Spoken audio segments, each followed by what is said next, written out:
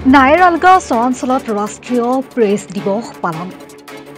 আজি সমগ্ৰ দেশৰ লগতে বিলাসীপাৰা সমজিলাৰ অন্তৰ্গত বৃহত্তৰ নাইৰালগা চৰাঞ্চলতো ৰাষ্ট্ৰীয় প্ৰেছ দিৱসটো পালন কৰা হয়।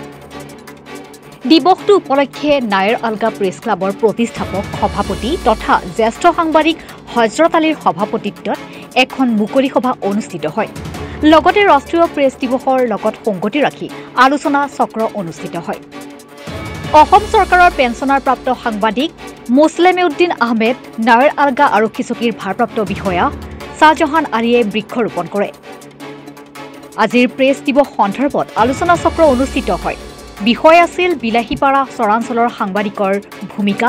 আলোচক অধিবক্তা মমিনুল ইছলাম, ক্লাবৰ কাৰ্যকৰী সভাপতি মোছলেমউদ্দিন মণ্ডল, সমাজকৰ্মী মইনুদ্দিন শেখ, শ্বাহজাহান আলীকে আদি কৰি মুখ্য অতিথি হিচাপে জ্যেষ্ঠ সাংবাদিক মোছলেমউদ্দিন আহমেদে দুৰ্গম চৰাঞ্চলৰ সাংবাদিকসকলৰ ভূমিকা সন্দৰ্ভত গুৰুত্বপূৰ্ণ বক্তব্য আগবঢ়ায়।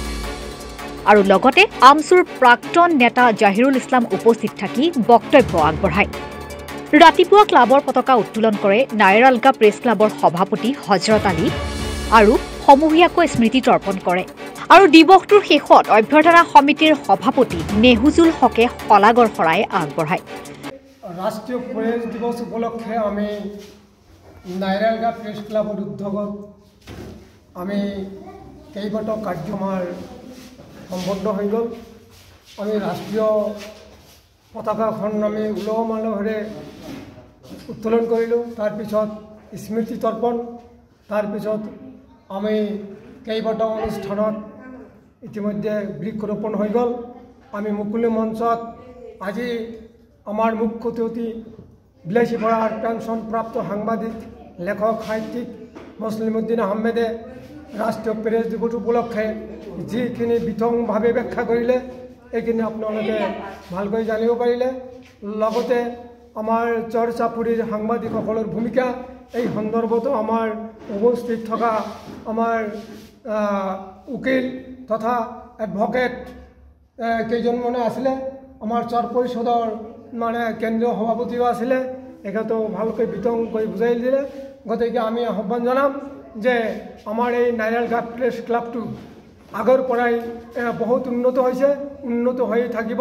আমি আশা কৰোঁ এই প্ৰেছ ক্লাবৰ জৰিয়তে এটা চৰাঞ্চলৰ যিটো সাংবাদিকসকলে ভূমিকা পালন কৰি আহিছে, আমি আশা কৰিম যাতে আৰু ইয়াতকৈ আৰু দ্বিগুণ উৎসাহেৰে আমি চৰচাপুৰী উন্নয়নৰ কাৰণে আমি চৰকাৰক দৃষ্টি আকৰ্ষণ কৰিম।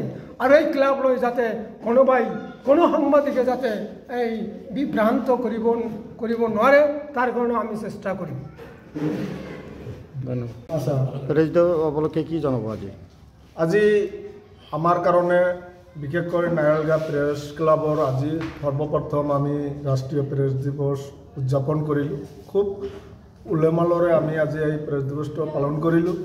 যে আজি এই নাইৰালগা প্ৰেছ ক্লাবৰ বিষয় আমাৰ জ্যেষ্ঠ সাংবাদিক মোছলেমউদ্দিন আহমেদ ডাঙৰীয়া, লগতে কেইবাজন অধিবক্তা, লগতে আমাৰ এই অঞ্চলৰ মুৰব্বীয়ান সমাজ সকলোৱে আমাক 100% সহযোগিতা কৰিছে। আৰু এই মঞ্চৰ পৰা আমি আমাৰ সাংবাদিক তথা এই অঞ্চলৰ ৰাইজক এটা কথা জনাব বিচাৰোঁ যে নাইৰালগা প্ৰেছ ক্লাব আমাৰ নাইৰালগাৰ ইয়াত মাটি আছে। নাইৰালগা প্ৰেছ ক্লাবৰ ইয়াত ইতিমধ্যে এটা ভাল গৃহ আছে। ইয়াত যিসকল ভূমিদাতা আৰু গৃহ নিৰ্মাণ কৰিছে সিহঁতো আমাৰ মাজত আছে। আমাৰ ফাউণ্ডাৰ প্ৰেছিডেণ্ট হজৰত আলী ডাঙৰীয়াই এই প্ৰেছ ক্লাবখনক বহুদিনৰ পৰা তেখেতে সযতনেৰে গঢ়ি তুলিছে। আৰু অনাগত দিনত তেখেতৰ যিমান দিন জীয়াই আছে আমি সিহঁতক মুৰব্বী হিচাপত আগত দি আমি বিচৰা নাই যে এইখন প্ৰেছ ক্লাবৰ আমি সভাপতি সম্পাদক হ'ব লাগে। আমি জাষ্ট তেখেতৰ লগত আছোঁ, সহায় সহযোগিতা কৰিম। নাইৰালগাৰ এটা পুৰণি এটা অনুষ্ঠান, ইয়াত ৰেজিষ্ট্ৰেশ্যন আছে, ৰেকৰ্ড পাতি যিখিনি মেটেৰিয়েলছ আছে গোটেইখিনি আমাৰ ইয়াত আছে, কোনো অসুবিধা নাই। কিন্তু এটা কথা হৈছে কি এই প্ৰেছ ক্লাবখন লৈ ৰাষ্ট্ৰীয় প্ৰেছ দিৱস উদযাপন উপলক্ষে কি জনাব আজি? ৰাষ্ট্ৰীয় প্ৰেছ দিৱস উদযাপনৰ এই প্ৰাক মুহূৰ্তত মই এই মুহূৰ্তত ক'ব বিচাৰিছোঁ যে সংবাদ মাধ্যম হৈছে গণতন্ত্ৰৰ চতুৰ্থ স্তম্ভ। গতিকে গণতন্ত্ৰৰ চতুৰ্থ স্তম্ভ হিচাপে সমাজৰ কাৰণে সংবাদ মাধ্যমে কৰিবলগীয়া বহুত কাম আছে। সেইকাৰণে মই আমাৰ সংবাদ মাধ্যমৰ সকলো সাংবাদিক বন্ধুক মই আমাৰ নাৰেলগা প্ৰেছ ক্লাবৰ লগতে গোটেই অসম আৰু ভাৰতবৰ্ষৰ সাংবাদিকসকললৈ মোৰ আন্তৰিক শুভেচ্ছা জ্ঞাপন কৰিছোঁ। যিসকল সাংবাদিকে ভাৰতবৰ্ষখনক আগুৱাই লৈ যোৱাৰ কাৰণে নিজৰ জীৱন আহুতি দিব লগা হৈছিল, সেই শ্বহীদসকললৈ মই মোৰ আন্তৰিক শ্ৰদ্ধাঞ্জলি জ্ঞাপন কৰিছোঁ। আৰু লগতে বিশেষকৈ মই আমাৰ এই ভিতৰুৱা চৰ অঞ্চলৰ আমাৰ প্ৰেছ ক্লাব থকা এটা নাৰেলগা অঞ্চল হয়, আৰু এই নাৰেলগা প্ৰেছ ক্লাবৰ উদ্যোগত আগন্তুক দিনত নাৰেলগাৰ লগতে বিলাসীপাৰা অঞ্চলৰ যিবোৰ জ্বলন্ত সমস্যা আছে সেই সমস্যাবোৰ সাংবাদিক বন্ধুসকলে যাতে ভালদৰে উপস্থাপন কৰিব পাৰে। বিলাসীপাৰাৰ পৰা জাহিৰুল ইছলামৰ ৰিপৰ্ট, ৰিপাব্লিক নিউজ।